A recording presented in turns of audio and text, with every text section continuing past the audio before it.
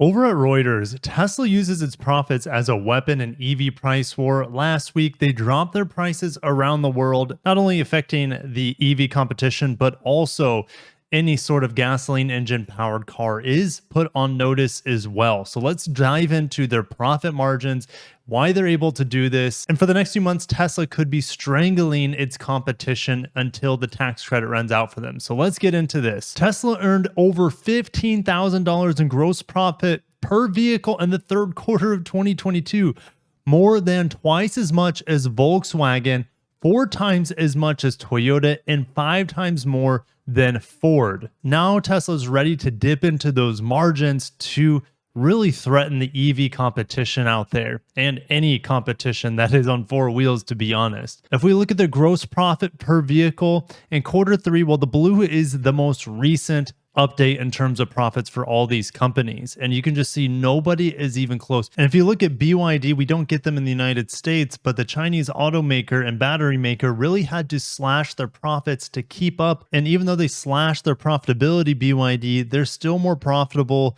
per vehicle than Hyundai, Xpeng, Toyota.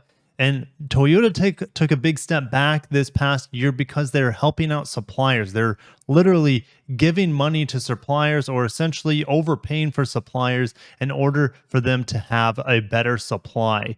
Things should normalize for them here in 2023, and their profits should go back up, but maybe not quite as high as Volkswagen, for example. Net profit even looks at the bigger picture here with additional expenditures for the company, such as taxes, overhead. And if we look at Tesla, they're still making about $9,500 per vehicle. Nobody is anywhere close. And you have to keep in mind, against General Motors, Toyota, Volkswagen, the legacy automakers, they all have dealers. And so there's an inherent benefit to Tesla making sure that they always have at least a 6% profit margin over their competitors, because they don't have to split the profits with the dealerships. So 6% advantage for Tesla will always remain if everything else remains equal, though. And we don't get Xpeng or NIO, but just look how horrendous their profit margins or net profit per vehicle have gone down. Their futures are not looking so hot. Ford has still negative in profit per vehicle, and the positive is going to be Hyundai, Volkswagen. But look how much Volkswagen and Toyota's profit per vehicle dropped in the third quarter of 2022 compared to quarter 4 of 2020. Now, Reuters reminds us that Tesla has invested heavily in new manufacturing technology, such as the large castings to replace small metal parts, and Tesla brought battery manufacturing and other parts of its supply chain in-house and standardized vehicle designs to improve economies of scale.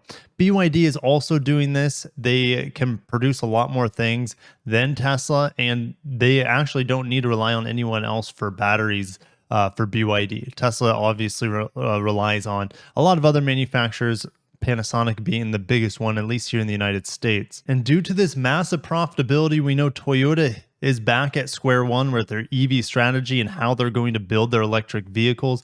They're veering away from the ETNJ platform, it sounds like, in order to be at least somewhere in the ballpark of profitability as Tesla. And just to add fuel to the fire, the new tax credits benefit Tesla massively, at least until March 2023, when things could be revised. The Model 3 and the Model Y will still qualify, but will they qualify for the full $7,500? Probably unlikely. They might qualify for half of that, but even then, it is still a good value, a good buy compared to its competition due to these price slashes. So if we look at the purchase price now of the Model 3, that is before the tax rebate. So after $7,500 deducted from that, we're at $36,490.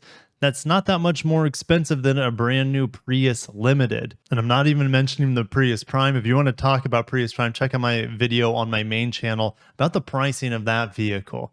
So $36K after the tax rebate. One of the best EVs I drove last year was a Ioniq 5.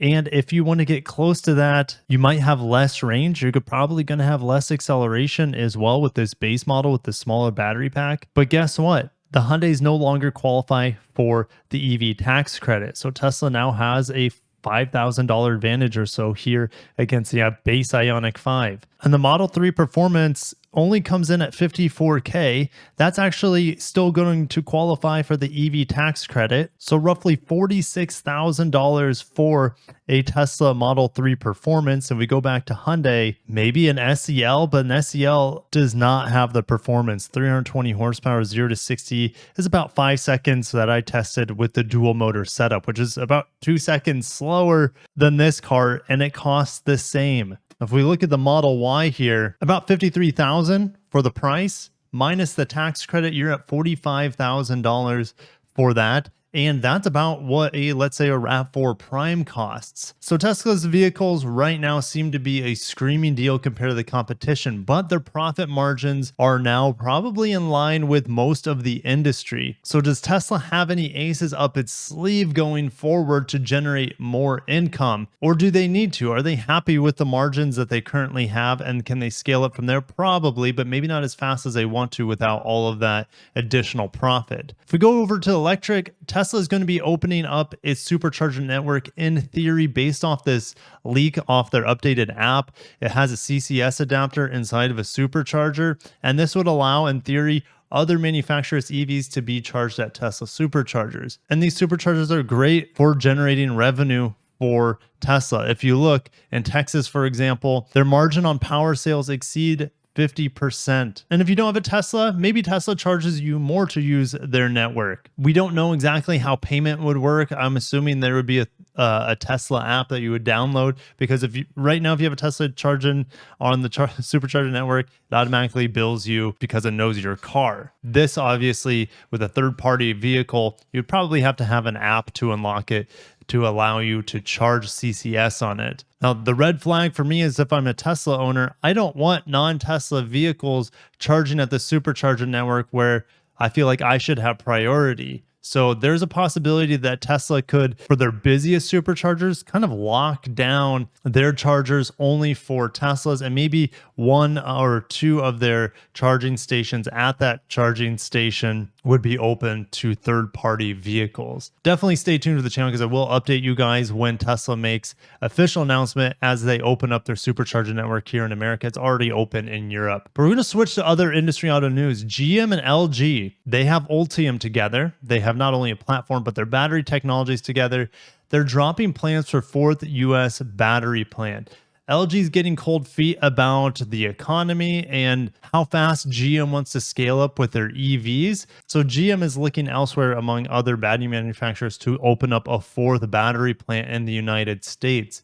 You have to keep in mind LG also manufactures battery not only for GM, but of course Honda, because we know Honda and GM will be building EVs together as early as 2024 with the Prologue as well as the ZDX from Acura. So LG has a new battery plant coming online in 2025 with Honda. They're working with the Korean manufacturers as well as several others. So LG probably just doesn't want to go too far down the rabbit hole with one specific company. They want to kind of hedge their bets a little bit, and I don't blame them at this point. But also, when we're talking about Honda, they have just signed an agreement with GS Yasuwa Reach Basic Agreement towards collaboration for high capacity, high output lithium ion battery. Of course, this is over in Japan, and I just don't know how this would work out with the vehicles in North America. It probably wouldn't, but it would probably be most likely for motorcycles and then domestic vehicles over there in Japan and other parts of Asia, because we really don't get any imports from Honda. I guess the new Type R is an import, but really I can't think of any other Japanese imports from Honda or Acura that are available in America anymore. Lastly, EV growth prompts Nissan to spend $250 million on US engine plant. This is in Tennessee, and it's part of the company's buildup of US-based EV manufacturing. I'm not going to talk too much about this. They're really excited for solid-state batteries that will be coming online, they think, in 2028. They're expecting by 2031 that they'll have 40% of its volume from fully battery electric vehicles. The electrification ratio in each market is growing faster than they originally thought. And if we scroll down to the bottom, their CEO Uchida says the world is evolving. And if we don't get out of our comfort zone, we will be left behind. That is very, very true. But I'm going to end it there. Do you think Tesla will continue to smoke the competition with their lower prices? And what will it look like after the EV tax credit is revised again in March? It'll be fun to watch. Definitely stay tuned to the channel. I will update you guys on it. Thank you for watching. If you enjoyed it, hit the like button, subscribe for more electrified industry news here at Kirky Cars. Have a great day.